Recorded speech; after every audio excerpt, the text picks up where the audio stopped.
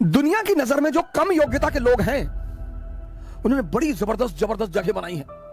यह बात लोगों को बड़ी परेशान करती है, बहुत हैरान करती है। इस विश्व में कोई भी व्यक्ति कुछ भी कर सकता है सर, बशर्ते इससे पूछो शराब पीते हो? नहीं नहीं भैया। 40,000 की बोतल आती है?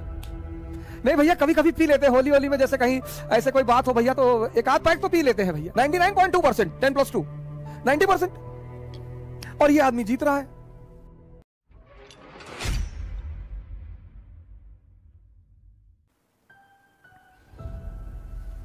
तीन क्लास है दुनिया में, capitalist class, middle class, working class. Capitalist class, Ambani, clear concept. ऊंचाई पर वही व्यक्ति है जिसके कॉन्सेप्ट क्लियर है। बस कोई धर्म की कोई भूमिका नहीं है। जिसके भी कॉन्सेप्ट क्लियर हैं वो अपने क्षेत्र की ऊंचाई पर है। वो चाहे धर्म का कॉन्सेप्ट हो, चाहे समाज का कॉन्सेप्ट हो, कॉन्सेप्ट क्लियर होना चाहिए।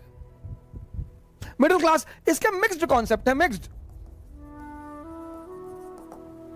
इससे पूछो शराब पीते हो? नहीं नहीं भैया। नहीं नहीं, ऐसा ही पूछ रहे थे। वो अमेरिका से हमारा एक दोस्त आया था तो एक लाया था रॉयल एब्सोल्यूट, 40,000 की बोतल आती है? नहीं भैया, कभी कभी पी लेते हैं होली होली में, जैसे कहीं ऐसे कोई बात हो भैया तो एक आध पैक तो पी लेते हैं भैया, एक आध। नॉनवेज खाते हो? नहीं भैया, अंडा खा लेते हैं कभी कभी, और नॉनवेज तो नहीं खाते भैया। वो जो नॉनवेज का वो होता है, जूस होता है भैया, उसको खा सकते हैं भैया, गोश्त नहीं खाएंगे। ये है middle class. Working class, people without concept. ये जो मजदूर कौन है? जिनके पास जीवन में कोई कॉन्सेप्ट ही नहीं है। मजदूर हैं, 11 बच्चे हैं, 11। पूछो 11 बच्चे तुमको? 11 बच्चे कैसे हो गए? भैया ये भगवान के बच्चे हैं। अच्छा, तुम्हारा नाम भगवान है? नहीं नहीं भैया। अच्छा, पड़ोसी का नाम भगवान होगा? अरे भैया कैसी बातें कर रहे हैं। अबे तो कौन भगवान? अरे भैया भगवान ये ऊपर, वो नीचे आया है।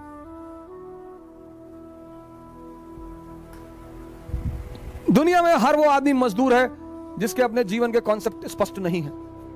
सिंपल सिद्धांत है। दुनिया में हर वो आदमी महान है जिसके अपने जीवन के कॉन्सेप्ट क्लियर है। ये करना है मतलब करना है। क्योंकि आप बाहर निकलोगे, जितने लोगों से बात करोगे उतना कंफ्यूज होते चले जाओगे। हम पढ़ा सकते हैं तो इस दुनिया में कोई आदमी कुछ भी कर सकता है।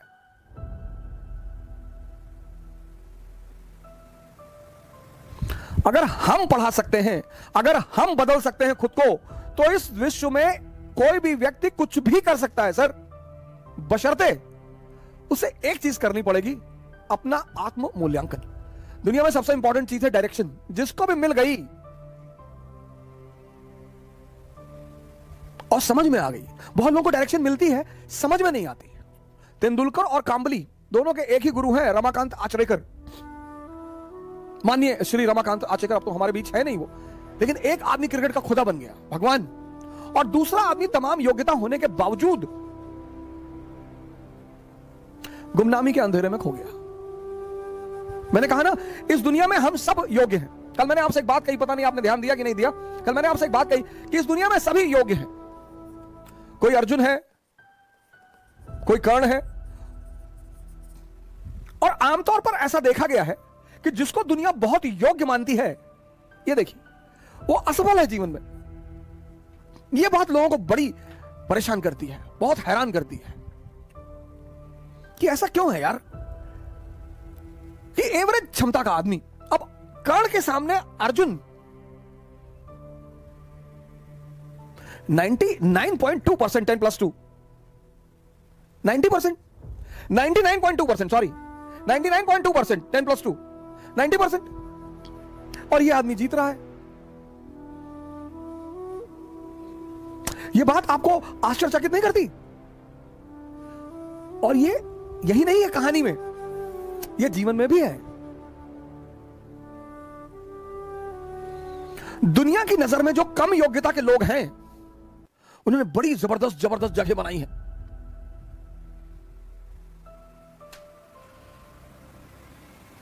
दुनिया में जो कम योग्यता के लोग हैं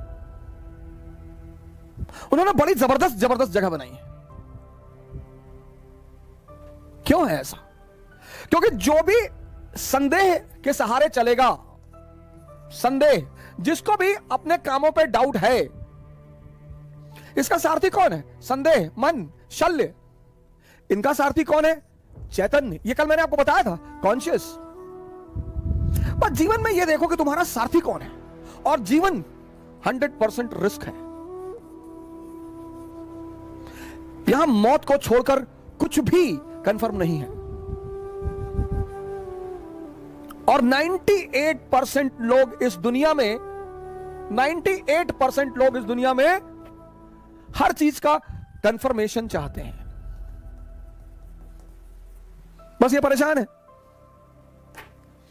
यही परेशान है। 2% रिस्क लेते हैं। और जब ये 2% उपलब्धि की ऊंचाइयों तक पहुंच जाते हैं तो ये 98-90% अपने आप को सांत्वना देता है कि अरे भैया भाग्य, भाग्य भैया, भाग्य, भाग्य के बलि है भैया। भाग्य, भाग्य नहीं है। आशीर्वाद मैं मानता हूं परमात्मा का, भाग्य तो मैं मानता ही नहीं। मैं परमात्मा का आशीर्वाद मानता हूं कि आप कोई काम करते हो, वो आपके सर पर हाथ रख देता है, तो कितना भी मुश्किल काम हो वो आसान होता चला जाता है। और आपको ऐसे कई सारे लड़के मैंने अपने टीचिंग के दौरान देखे जो आए और आते उन्होंने कहा कि सर हमें आईएएस नहीं बनना, पापा जबरदस्ती भेज दिया, हम पढ़ने आए। हम नाम नहीं लेंगे, एक यूपी कैडर के आईएएस है, मैं उनका नाम नहीं लूंगा, हमारे मित्र हैं।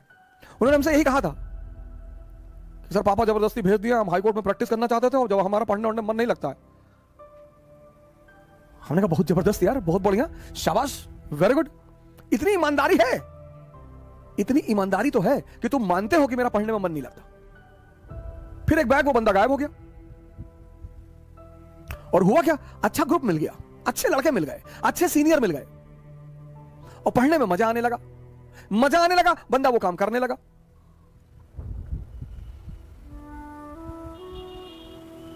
(381वीं रैंक है आईएएस में, पहले अटेम्प्ट में 381, दूसरे अटेम्प्ट में 104। मतलब पहला अटेम्प्ट में, ये नहीं कि पहला एक अटेम्प्ट में हुआ ही नहीं, दूसरे अटेम्प्ट में 381, 104। यह है परमात्मा का आशीर्वाद। मेहनत उसने किया है, लेकिन माहौल किसने दिया, संगत किसने दी? मैं कर्म के सिद्धांत पर प्रभु के आशीर्वाद को मानता हूं। भाग्य जैसी कोई चीज होती ही नहीं। भाग्य सिर्फ एक बहाना है ये 98% लोगों को अपने आप को डिफेंड करने का। ऐसा मैं मानता हूं, हो सकता है मैं गलत हूं, मैं इस बात से इनकार नहीं कर सकता, लेकिन हम जैसे लोगों को भाग्य नहीं मानना चाहिए। मिडिल क्लास के लोगों को कभी भाग्य नहीं मानना चाहिए, कभी नहीं, मानना ही नहीं चाहिए। अगर होता भी है तो भी नहीं मानना चाहिए, क्योंकि हमारे पास खोने को कुछ है ही नहीं। हमारे पास क्या था? हमारे पिताजी डाकखाने के बाबू थे, हम 2 कमरे के मकान में रहते थे, हमारे पास खोने को ही क्या था? लेकिन हमारे पास पाने को पूरी दुनिया थी।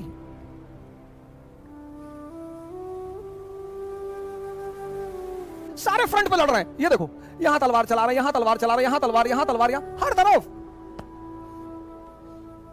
जिंदगी में एक फ्रंट चुनो, उसी पे लड़ो, बाकी सब बंद कर दो। राजा बनने की बस एक ही रास्ता है, समझदारी। और समझदारी के विकसित होने का कौन सा रास्ता है? पढ़ाई। पढ़ाई से कोई राजा नहीं बनता। फिर से रिपीट कर रहा हूं, राजा बनने का बस एक ही सिद्धांत है, समझदारी। और समझदारी विकसित करने का एक ही अच्छा तरीका है, पढ़ाई। कहानी के साथ साथ मैसेज भी मिल रहा है कि हर फ्रंट पर मत लड़ो, नहीं तो तुम्हारी सारी ऊर्जा चूस ली जाएगी, निकाल ली जाएगी, खत्म हो जाओगे।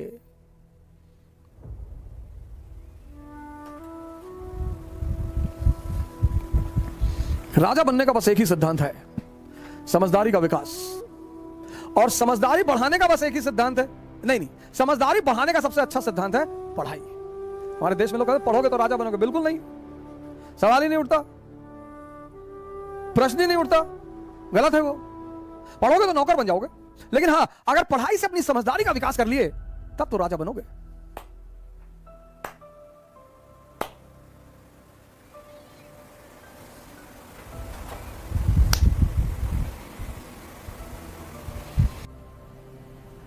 जय हिंद।